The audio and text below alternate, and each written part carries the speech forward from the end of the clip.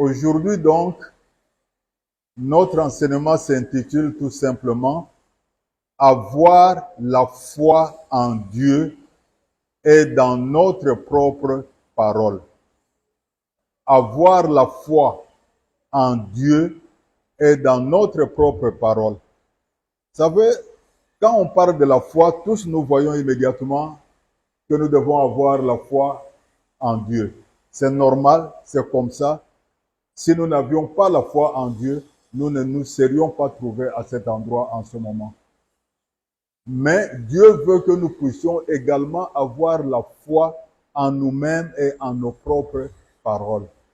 Donc, que nous puissions croire en ce que nous disons nous-mêmes. Nous allons commencer par lire Marc chapitre 11, versets 23 et 24.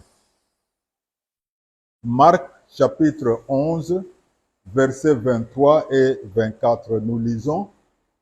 Je vous le dis en vérité, si quelqu'un dit à cette montagne, ôte-toi de là et jette-toi dans la mer, et s'il ne doute point en son cœur, mais croit que ce qu'il dit arrive, il le verra s'accomplir. C'est pourquoi je vous dis, tout ce que vous demanderez en priant, croyez que vous l'avez reçu et vous le verrez s'accomplir. Ça, c'est Jésus qui parle. Mais juste avant de dire ça, le verset qui précède, il est dit ceci. Jésus prit la parole et leur dit, ayez foi en Dieu. Il dit, ayez foi en Dieu, mais plus loin, il dit, tout ce que vous demanderez en priant, c'est-à-dire tout ce que vous prononcerez avec votre bouche pendant que vous priez. Croyez que vous l'avez reçu. En quelque sorte, croyez dans ces paroles que vous venez de dire vous-même et vous les verrez s'accomplir. Donc nous devons avoir foi en Dieu et aussi avoir foi dans nos propres paroles. Vous savez, Dieu honore notre foi et il agit toujours en accord avec ce que nous croyons sans douter. Ainsi, quand Jésus était physiquement en Israël, quand il rendait publiquement son ministère en Israël, il a très clairement montré à tout le monde qui l'écoutait, à tout le monde qui le voyait agir, à tout le monde qui le suivait, il leur a clairement montré combien il donnait de la valeur à la foi, combien il donnait de l'importance à la foi.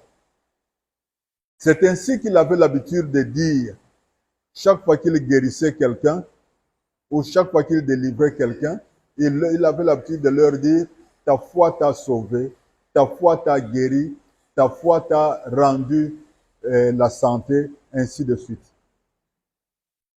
C'est ce qu'il avait l'habitude de leur dire pour montrer que la foi a une grande importance pour obtenir ce que l'on veut obtenir.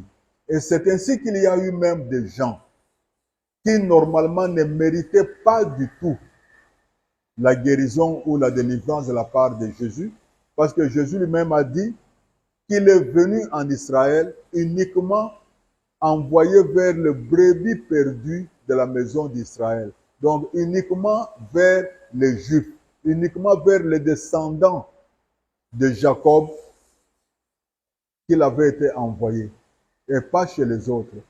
Mais néanmoins, il y a des gens qui n'étaient pas de la descendance de Jacob et qui ont bénéficié de la guérison ou de la délivrance de Jésus à cause de leur foi.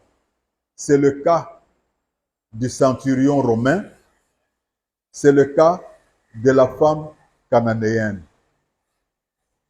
Donc eux, ils ont pu obtenir la guérison ou la délivrance de la part de Jésus, pas parce qu'ils le méritaient, pas parce qu'ils y avaient droit, mais uniquement parce qu'ils avaient la foi. Parce qu'ils avaient le type de foi que Jésus recherchait, le type de foi qui a épaté Jésus, si nous pouvons dire ainsi.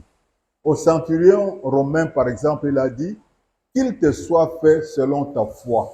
Et il a expliqué à ses disciples et à tous ceux qui étaient avec eux, il leur a dit « Même en Israël, je n'ai pas trouvé une aussi grande foi. » c'est-à-dire même parmi les Juifs, même parmi ceux auprès de qui j'avais été envoyé, je n'ai pas trouvé une foi aussi grande que chez cet étranger, que chez ce centurion romain. Donc il était émerveillé par la foi de ce centurion romain. Et à la femme cananéenne qui lui demandait de délivrer sa fille qui était possédée par des démons, alors que Jésus lui avait expliqué très clairement qu'il ne peut rien faire pour elle parce qu'il n'avait été envoyé que vers les descendants de Jacob. Mais la femme cananéenne a manifesté un degré de foi tellement grand que cela a touché le cœur de Jésus, qui n'a donc pas hésité à lui rendre service, qui n'a pas pu se retenir.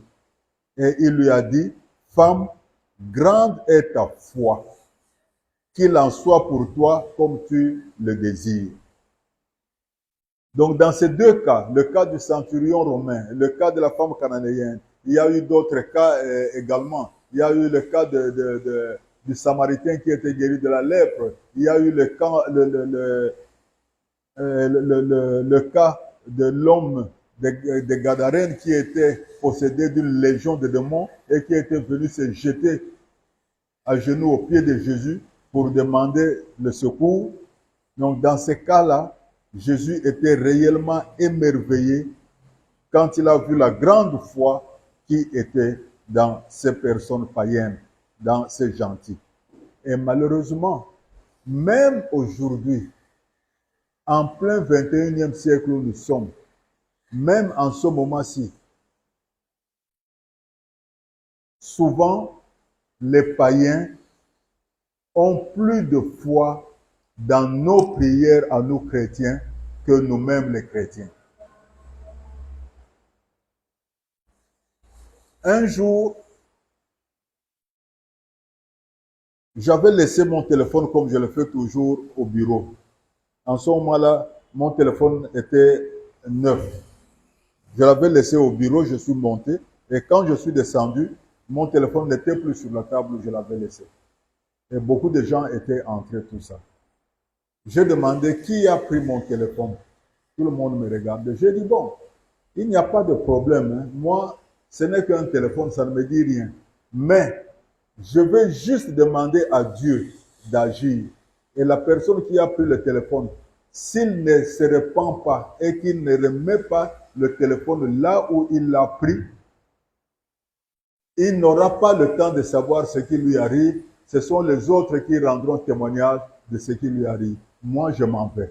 Je suis remonté. Et quand je suis descendu, le téléphone était sur la table. Mais je pense que si c'était dans l'église, le téléphone n'aurait pas été remis. Parce que les gens n'auraient pas cru en ça. Mais là, tous ces païens-là, qui savent que quand un chrétien prie, il reçoit des résultats, eux, ils croient. Je ne peux pas vous dire que moi-même j'avais cru dans ce que je venais de dire. Je ne peux pas vous garantir que j'y avais cru. Je ne sais pas si j'y avais cru ou pas. Ça fait déjà un bout de temps, donc je ne sais vraiment pas. Mais eux qui ont entendu ça, ils ont cru. Et celui qui avait pris ça a remis. Ni vu ni connu, mais il a remis juste là où c'était. Et il a même pris soin de le disposer exactement comme je l'avais laissé, en écartant tous les papiers pour que dès que j'entrerai, que je vois que le téléphone est là. Donc les païens croient plus en nos prières que nous-mêmes chrétiens. Souvent nous-mêmes, on prie mais on n'y croit pas beaucoup. On fait des déclarations mais on n'y croit pas beaucoup. C'est ainsi qu'on voit facilement, par exemple, lors de cultes de prière, on dit par exemple, tous ceux qui sont malades, qu'ils touchent l'endroit où se trouve leur maladie, ou alors qu'ils touchent leur cœur. Et on va prier. On prie, à la fin on dit, tous ceux qui ont mis leurs mains sur leur cœur ou là où ils sentent mal sont guéris. Amen, amen. Mais à la fin, on voit les mêmes personnes qui avaient mis la main sur le cœur ou à l'endroit de maladie, aller encore demander la prière pour la même maladie. Ça signifie qu'ils n'ont pas eu la foi dans cette prière. Et c'est ça qui nous arrive à nos chrétiens. Et je pense que c'est pour ça que Jésus avait dit, quand le Fils de l'homme reviendra, trouvera-t-il la foi sur la terre? Il ne se préoccupait pas de la foi chez les païens, il se préoccupait de la foi chez ceux qui normalement sont censés lui appartenir. Donc les chrétiens. Il a dit, trouvera-t-il la foi parmi ces gens qu'il va laisser sur la terre ici? Je pense que c'était par rapport à ça. Donc Dieu donne beaucoup de valeur à la foi et il honore fortement la foi. Et la foi, c'est l'une des plus grandes choses sur lesquelles Jésus a beaucoup insisté. Et c'est l'une des choses les plus importantes qu'il voulait voir dans ses disciples. Et nous sommes ses disciples. Donc s'il voulait voir la foi dans ses disciples, ça signifie qu'il veut voir la foi en nous, parce que nous sommes ses disciples. Et à plusieurs reprises, quand nous lisons dans la parole de Dieu, nous voyons qu'il a reproché à ses disciples d'être des hommes de peu de foi. Il leur disait ça souvent, hommes de peu de foi. Ainsi, nous qui sommes aussi les disciples de Jésus, nous devons nous questionner, nous devons nous demander nous-mêmes si nous ne sommes pas aussi des hommes de peu de foi, comme les autres disciples à qui Jésus avait l'habitude de dire hommes de peu de foi. Mais ce qui nous intéresse maintenant d'abord, avant d'en arriver à croire en nos paroles, ce qui nous intéresse d'abord maintenant, c'est de savoir qu'est-ce que Jésus voulait dire quand il disait homme de peu de foi. Pourquoi traitait-il ses disciples d'hommes de peu de foi? Qu'est-ce que ses disciples montraient ou manifestaient qui montraient qu'ils étaient des hommes de peu de foi? Ou qu'est-ce qu'ils ne montraient pas, ne manifestaient pas, qui montraient qu'ils étaient des hommes de peu de foi? Nous allons le voir. Nous allons d'abord lire Matthieu. Nous allons rester dans Matthieu pour ne pas nous promener un peu partout, mais on trouve ça un peu partout dans les évangiles. Nous allons d'abord lire Matthieu chapitre 6, versets 25 à 30. Matthieu chapitre 6, versets 25 à 30, nous dit ceci. C'est pourquoi je vous dis, ne vous inquiétez pas pour votre vie, de ce que vous mangerez, ni pour votre corps, de quoi vous serez vêtus. La vie n'est-elle pas plus que la nourriture, et le corps plus que les vêtements? Regardez les oiseaux du ciel, ils ne sèment ni ne moissonnent, et ils n'amassent rien dans les greniers. Et votre Père céleste les nourrit. Ne valez-vous pas beaucoup plus qu'eux? Qui de vous, par ses inquiétudes, peut ajouter une coudée à la durée de sa vie? Et pourquoi vous inquiétez au sujet du vêtement? Considérez comment croissent les lits des champs. Ils ne travaillent ni ne filent. Cependant, je vous dis que Salomon même, dans toute sa gloire, n'a pas été vêtu comme l'un d'eux. Si Dieu revêt ainsi l'herbe des champs qui existe aujourd'hui et qui demain sera jetée au four, ne vous vêtira-t-il pas à plus forte raison, gens de peu de foi? Donc, dans le passage que nous venons de lire, il y a un mot qui revenait plus souvent, c'est le mot inquiétude. Ne vous inquiétez pas par vos inquiétudes, ainsi de suite. Donc, il y a 4 grandes catégories, en fait, de personnes qui répondent à la définition d'homme de peu de foi. Donc, il y a 4 grandes catégories de personnes qui sont considérées comme des personnes de peu de foi, comme des gens de peu de foi. La première catégorie, c'est celle des hommes et des femmes qui s'inquiètent beaucoup de leur avenir au lieu de compter sur Dieu. Donc, dans le passage que nous venons de lire ici, nous voyons que tous avaient des inquiétudes sur leur avenir. De quoi serons-nous vêtus au futur? Que mangerons-nous au futur? Donc, ils s'inquiétaient beaucoup de leur avenir. Et les personnes qui, au lieu de compter sur Dieu, passent leur temps à s'inquiéter de leur avenir. Je ne dis pas qu'il ne faut pas préparer l'avenir. Il faut préparer l'avenir et s'inquiéter de l'avenir sont deux choses différentes. Donc, les gens qui passent leur temps à s'inquiéter, à être inquiets, à être anxieux à cause de leur avenir, ce sont ces gens-là qui sont des gens de peu de foi. Les inquiétudes sont un signe de manque de foi ou un signe de peu de foi. S'inquiéter de son avenir, de son futur, signifie que on ne fait pas suffisamment confiance à Dieu. Tu ne peux pas clamer que ton avenir se trouve dans la main de Dieu et en même temps tu t'inquiètes de cet avenir-là. Ça signifie que tu ne fais pas confiance en ce Dieu qui a ton avenir dans sa main. Parce que si tu mets quelque chose dans la main d'une personne et que tu as confiance en cette personne, tu seras tranquille, tu seras calme, tu ne vas pas t'en faire. Mais si tu ne fais pas confiance en cette personne, tu seras toujours inquiet de lui avoir donné ce qui t'appartient, d'avoir mis dans sa main ce qui t'appartient. Si tu donnes de l'argent à garder à une personne dont tu sais que c'est un voleur et qu'il peut voler tout ton argent et disparaître, tu seras toujours inquiet. Mais si tu sais que c'est une personne intègre qui gardera très bien ton argent et te le rendra le moment venu, tu seras calme, tu ne vas pas t'inquiéter. C'est la même chose avec notre avenir. Si nous disons que notre avenir est dans la main de Dieu, que nos destinées sont dans la main de Dieu, nous ne devons pas nous en inquiéter. Si nous nous en inquiétons, ça signifie que nous ne faisons pas confiance à Dieu, à qui nous avons confié notre avenir, dans la main de qui nous avons placé notre avenir. Non, il ne faut pas que nous soyons des personnes de peu de foi.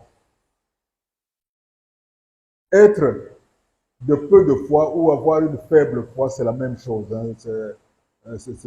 Parce que ces mots dans ce verset sont traduits soit par homme de peu de foi, soit par homme de petite foi, soit par homme de faible foi, selon les versions de traduction. Donc tout ça, c'est la même chose.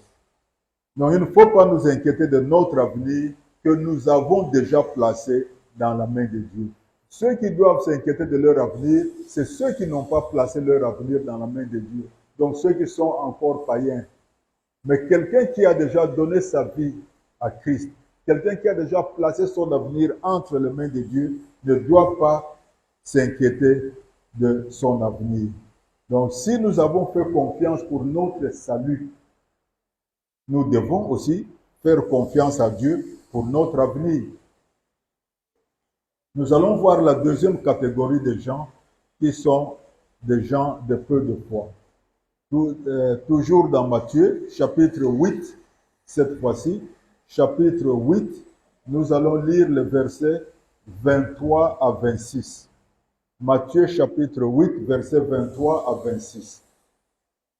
Il monta dans la barque, ça c'est Jésus, hein? Il monta dans la barque et ses disciples le suivirent.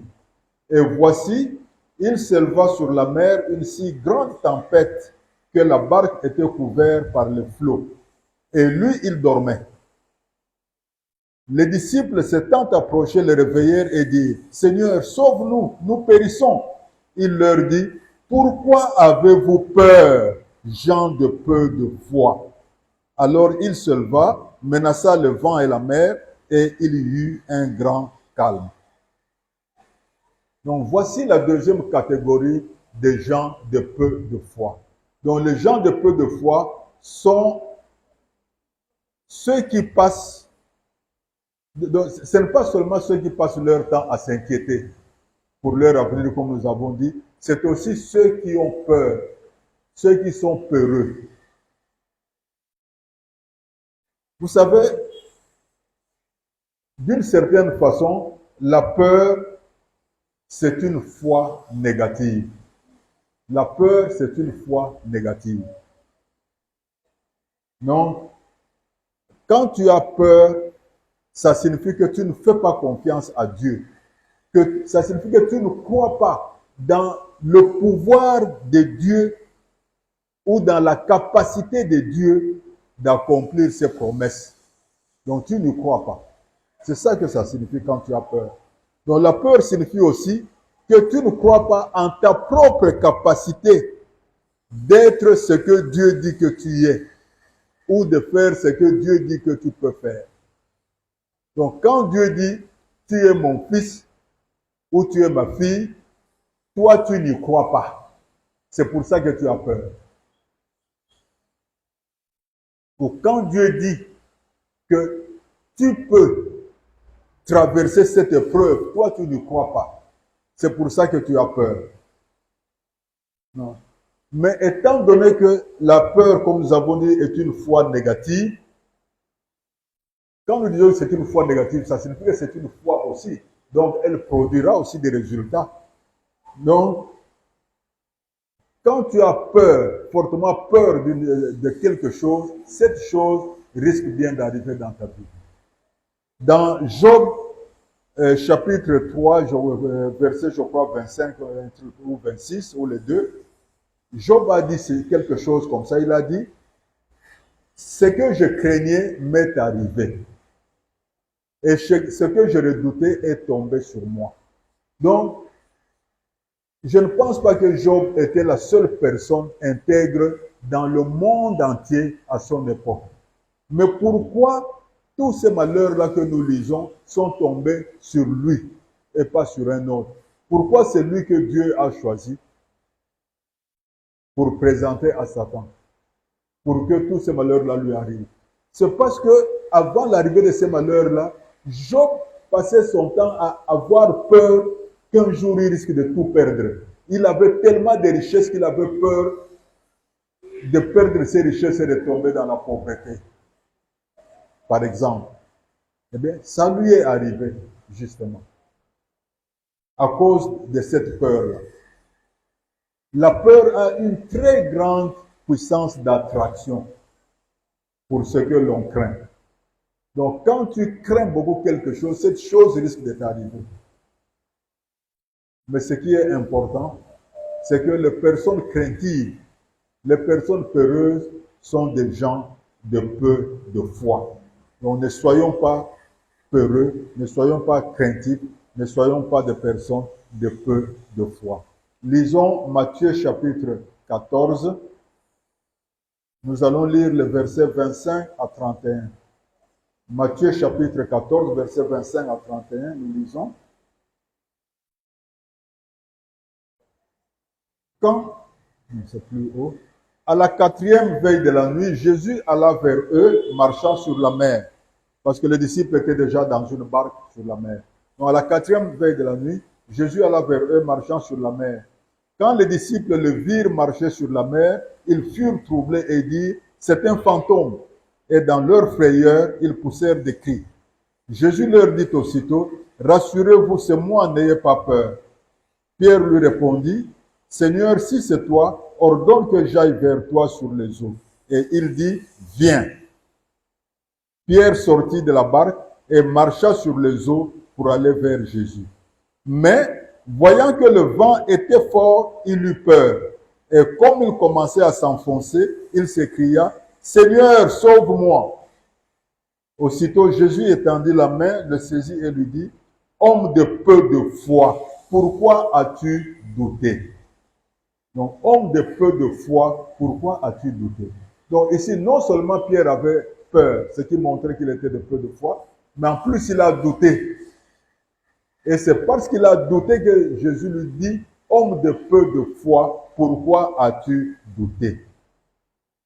Donc les gens de peu de foi sont aussi ceux qui doutent, ceux qui ne sont pas fermes dans leur esprit et dans leur âme, ceux qui n'ont pas une foi ferme. Ce sont des hommes de peu de foi. Vous savez, quand nous parlons de la fermeté de la foi, ayons en tête l'image que l'apôtre Jacques nous a donnée. L'apôtre Jacques nous dit que celui qui doute est comme le flot de la mer qui est agité et emportés ça et là par le vent. Donc vous voyez, quand vous êtes au bord de la mer, même ici au bord du Vouri, on a le même phénomène parce qu'il reçoit le mouvement de la mer. Vous voyez qu'il y a des vagues qui viennent, qui viennent et qui partent, tout ça. Et quand le vent se lève, toute la surface de l'eau est complètement agitée. Ça se balance à gauche, à droite, devant, derrière. Donc ce n'est pas stable. Donc ça devient complètement instable. Et l'apôtre Jacques ajoute qu'une telle personne ne peut rien recevoir de Dieu parce qu'une telle personne est irrésolue et inconstante dans toutes ses voies et qu'elle est instable.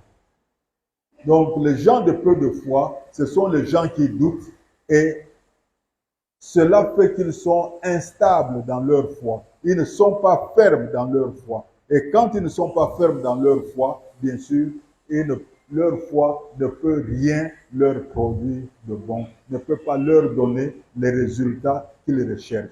Être donc un homme de peu de foi ou ne pas avoir la foi, c'est pratiquement la même chose. Cela les empêche de recevoir de Dieu. Donc quand tu as des doutes dans ton cœur, sache que tu es un homme de peu de foi. Et Dieu ne veut pas que nous soyons des hommes de peu de foi. La quatrième catégorie, c'est dans Matthieu chapitre 16, versets 5 à 10. Matthieu chapitre 16, versets 5 à 10, nous lisons. Les disciples, en passant à l'autre bord, avaient oublié de prendre des pains. Jésus leur dit, gardez-vous avec soin du levain des pharisiens et des sadducéens.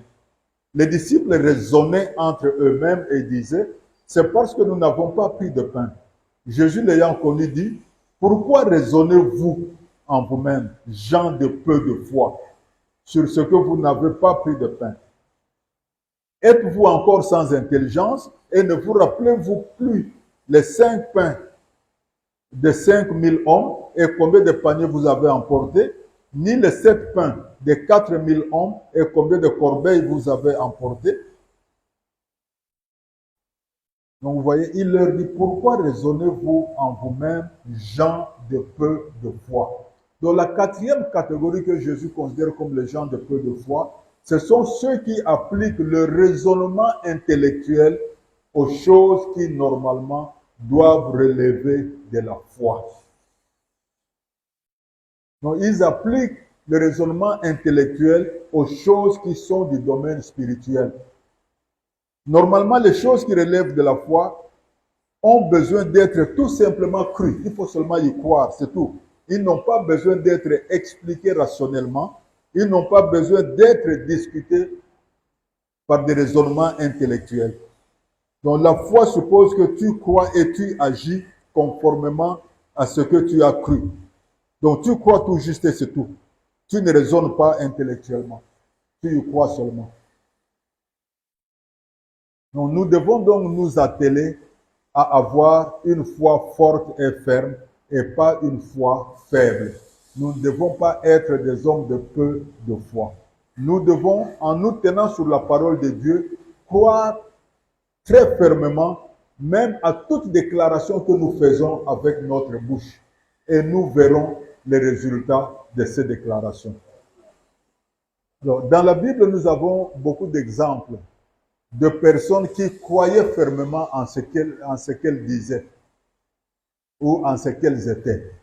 Donc des personnes qui y croyaient tellement fortement qu'ils envoyaient toujours les résultats. Mais les hommes et les femmes de foi croient fermement à toutes les déclarations qu'ils font de la part de Dieu ou qu'ils font en accord avec la volonté de Dieu. Et ils obtiennent ainsi les résultats attendus. C'est à cause de leur foi qu'ils obtiennent cela. Parce qu'ils croient non seulement fortement en Dieu, mais ils croient aussi fortement en eux-mêmes. Ils croient en leurs propres paroles qu'ils prononcent. Et quand ils y croient, ils voient les résultats. Nous allons voir juste 2 exemples seulement de ces personnes-là. Nous allons d'abord voir l'exemple du prophète Élie. Nous allons lire 1 Roi chapitre 17. 1 Roi chapitre 17 verset 1 seulement. 1 Roi chapitre 17 verset 1. Élie le Tishbite, l'un des habitants de Galade, dit à Akab, « L'Éternel est vivant, le Dieu d'Israël, dont je suis le serviteur. Il n'y aura ces années-ci ni rosée ni pluie, sinon à ma parole. » Donc, voyez comment Élie introduit son propos. Il dit au roi, c'est au roi qu'il s'adresse, à l'intention de tout Israël. Il dit, l'Éternel est vivant, le Dieu d'Israël, dont je suis le serviteur. Il mentionne d'abord sa qualité de serviteur de Dieu. Il montre d'abord qu'il croyait très fermement que lui, Élie, est serviteur de Dieu. Et étant serviteur de Dieu, il parlait donc en se tenant sous l'autorité de Dieu. Et Dieu lui-même dit, bon c'est vrai il l'a dit dans Ésaïe, mais on retrouve ça même dans Deutéronome, donc longtemps avant Élie, il dit qu'il confirme la parole de son serviteur. Et Élie, étant serviteur de Dieu, était donc en train de faire comprendre aux gens que ce que lui va déclarer en tant que serviteur de Dieu, Dieu lui-même va le confirmer et ça va se passer comme ça. Et ça arrivera. C'était un homme de très grande foi. Il croyait très fermement dans l'accomplissement de chaque parole qu'il déclarait de la part de Dieu ou de chaque parole qu'il déclarait conformément à la volonté de Dieu. Ainsi, quand il a déclaré qu'il n'y aura pas de pluie en Israël, si ce n'est à ma parole, Élie était convaincu, sans l'ombre d'aucun doute, qu'effectivement, la pluie n'allait pas tomber en Israël jusqu'au jour où lui-même, Élie, allait dire, la pluie va maintenant tomber. Il croyait très fermement que ce qu'il avait déclaré allait se passer exactement tel qu'il l'avait déclaré. Et c'est justement ce qui est arrivé, c'est ce qui s'est passé. Pendant 3 ans et 6 mois, il n'y a eu aucune goutte de pluie qui est tombée en Israël. Donc aussi longtemps qu'Élie n'avait pas déclaré qu'il allait de nouveau pleuvoir sur Israël, il ne pleuvait pas du tout. Il n'avait pas du tout plu sur Israël. Pourquoi? Parce que Élie avait cru fermement à l'accomplissement de la parole qu'il avait prononcée. Parce que cette parole, il l'avait prononcée en tant que serviteur de Dieu. Et il savait que Dieu allait confirmer cette parole. C'est-à-dire, Dieu allait faire en sorte qu'il ne pleuve pas tant que Élie ne dirait pas qu'il va pleuvoir. Et cette parole avait été prononcée conformément à la volonté de Dieu. Pourquoi? Parce que Dieu avait dit lui-même dans le livre de Deutéronome, je crois, oui, c'est dans le livre de Deutéronome, il avait dit, oui, Deutéronome chapitre 28, il avait dit que si tu n'obéis pas à ma parole, donc si tu vas servir les dieux de ces nations que je chasse devant toi, si tu vas faire de l'idolâtrie, je vais fermer mon ciel. Et le ciel sera au-dessus de ta tête des reins. Et le sol à tes pieds sera de fer. Donc il y aura une sécheresse telle que la pluie ne tombera pas et rien ne pourra pousser. Et donc, comme il y avait l'idolâtrie qui avait envahi Israël, l'idolâtrie que Akab et Jézabel avaient introduite en Israël, comme cette idolâtrie était très forte, Élie, en disant cette parole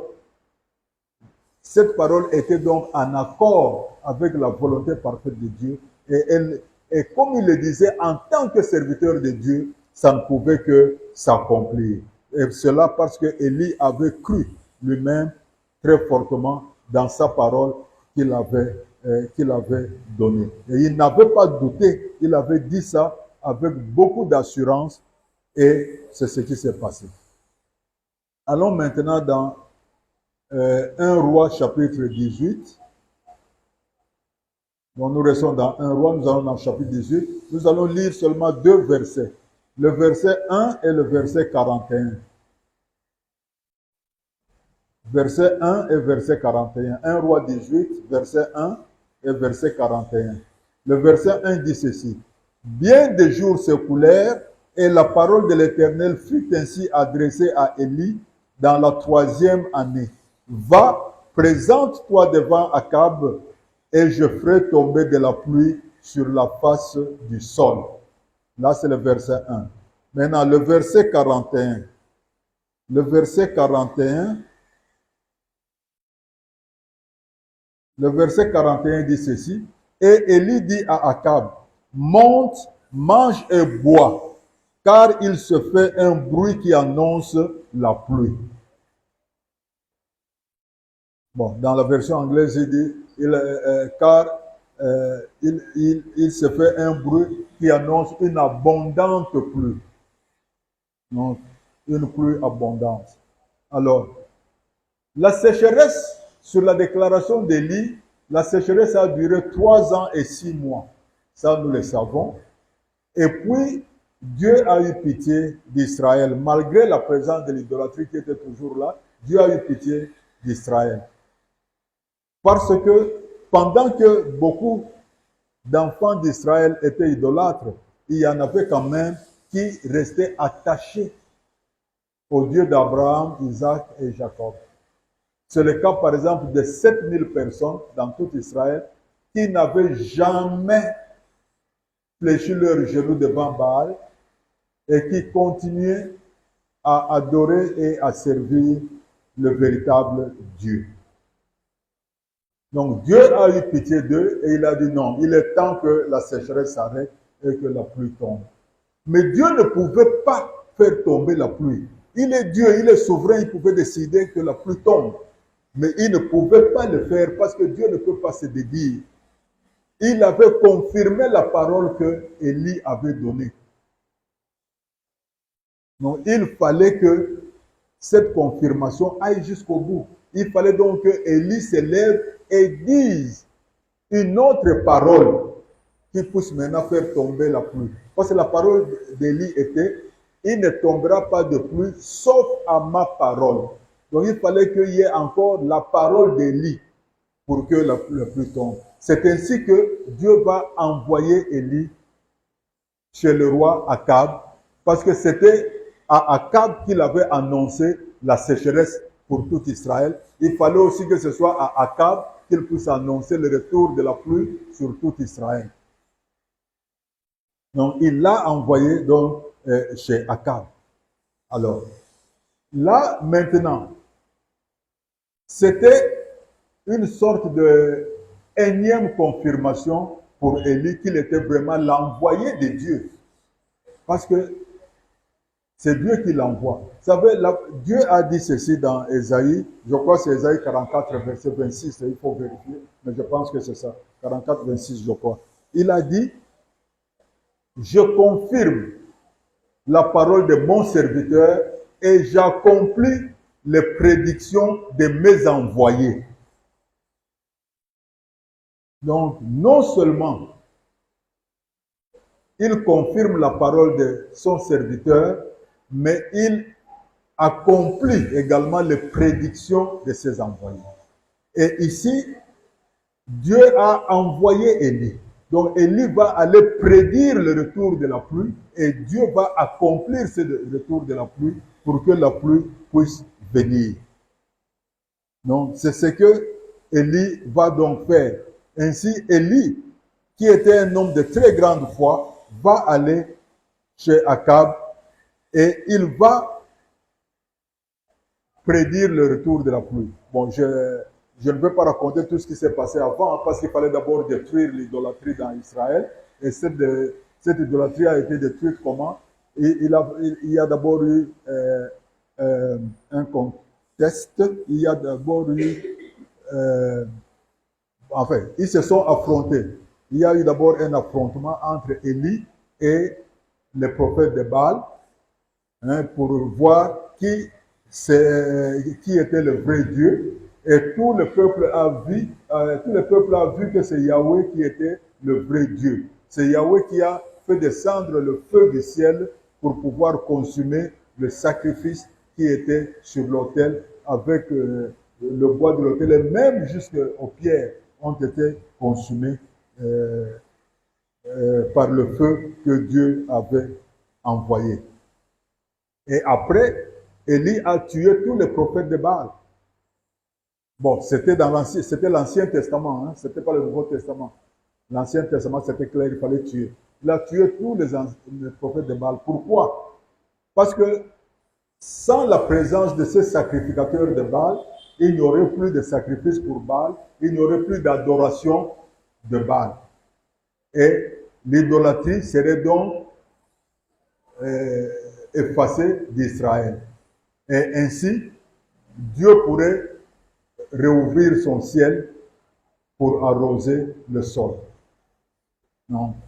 Bon. Mais toujours est-il que, après cela, Élie va s'adresser directement au roi Akab. Il va lui dire, mange vite, mais vraiment fais très très vite, parce que la pluie va tomber dans les minutes qui suivent. Moi, j'entends déjà le bruit de la pluie. Vous savez, quand vous entendez déjà le bruit de la pluie, dans les minutes qui suivent, il commence à pleuvoir.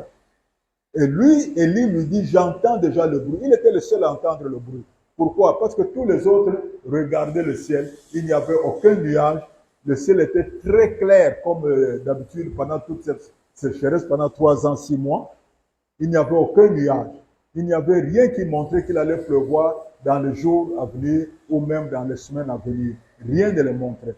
Donc eux, ils avaient le regard sur le ciel. Mais Élie avait le regard sur sa parole qu'il avait prononcée. Et il avait le regard sur Dieu qui était son maître, qu'il servait et qu'il l'avait envoyé.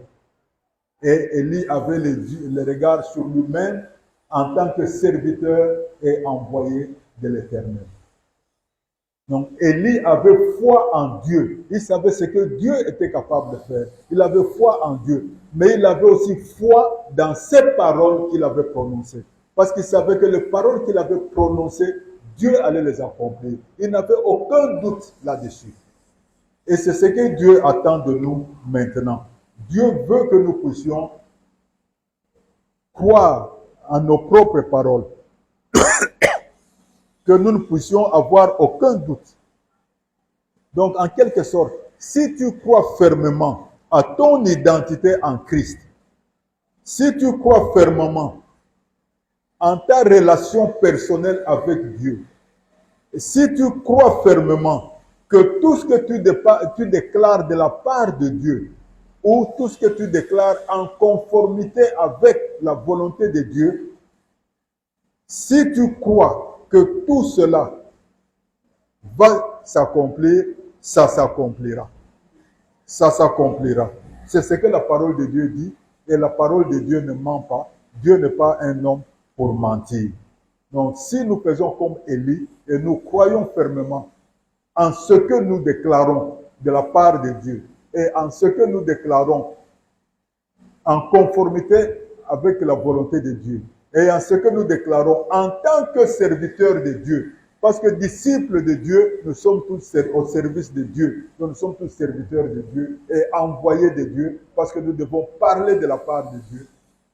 Si nous croyons en tout cela sans douter, nous obtiendrons ce que nous déclarons.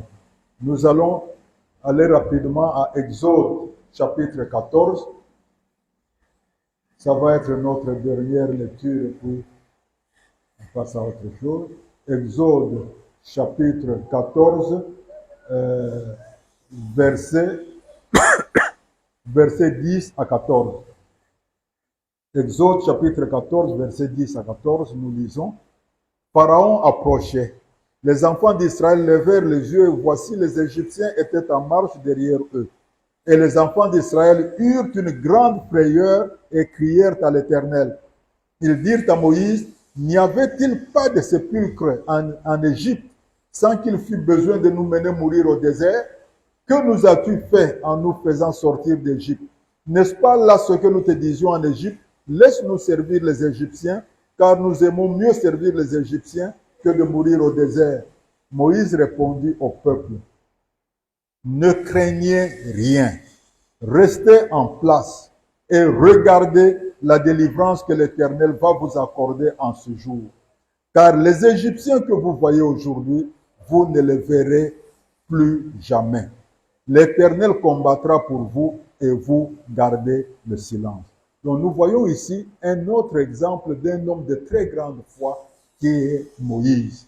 Moïse croyait très fortement en Dieu.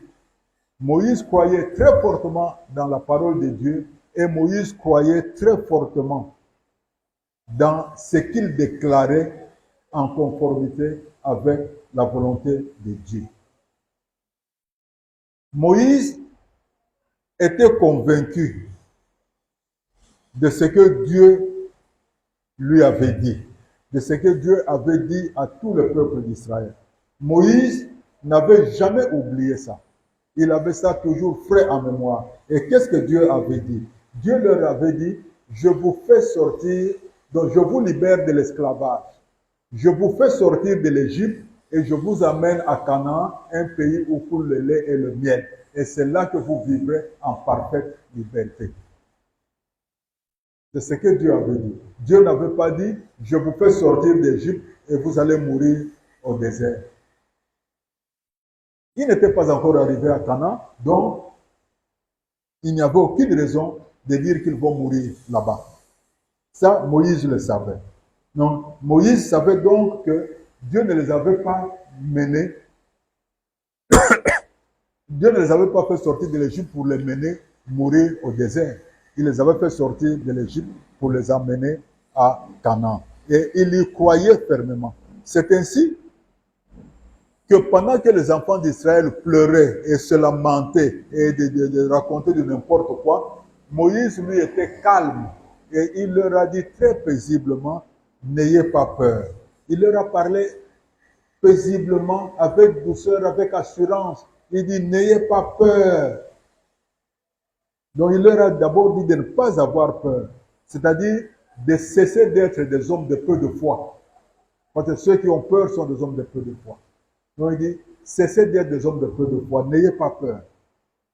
Il voulait que les enfants d'Israël croient pleinement en ce que Dieu leur avait dit et en ce que Moïse, le serviteur de Dieu, l'envoyé de Dieu, leur avait également dit.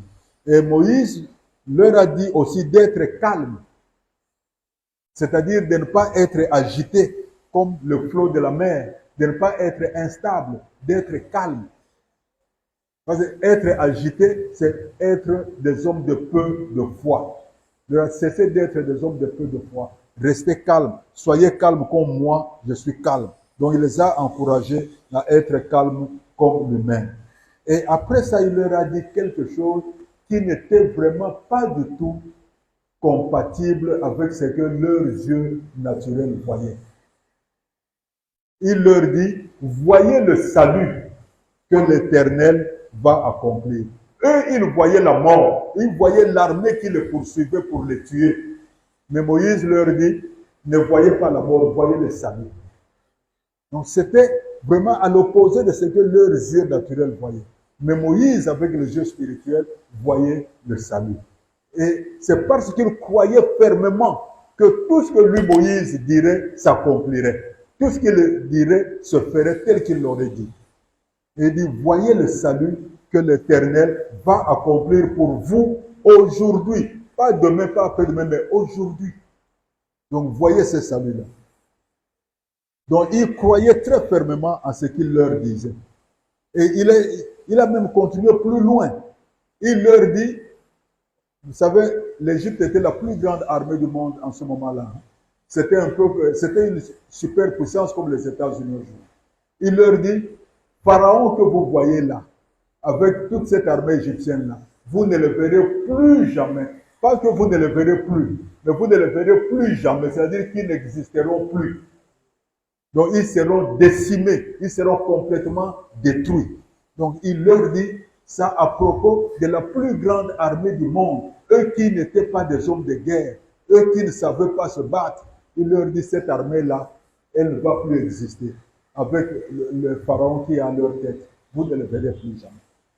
C'est parce que lui, il croyait fermement que s'il dit ça, ça va s'accomplir. Pourquoi ça va s'accomplir? Un, parce que c'était en accord avec la volonté de Dieu. La volonté de Dieu était qu'il ne devait pas mourir dans le désert, il devait aller à Canaan. Or, il n'était pas encore à Canaan. Même s'il y avait la mer rouge devant eux, qui les empêchait de traverser pour aller à Canaan, mais n'importe comment, ils iraient à Canaan. Donc, cette armée-là qui est venue pour les détruire ne va disparaître. C'est elle-même qui sera détruite. En ce moment-là, Moïse ne savait même pas comment elle allait être détruite, cette armée, mais il savait qu'elle allait être détruite. Et c'est ainsi qu'il a prédit que ces Égyptiens-là, vous ne les verrez plus jamais. Or, Moïse était un envoyé de Dieu. Et Dieu accomplit les prédictions de ses envoyés. Donc, Dieu devait nécessairement détruire Pharaon et son armée.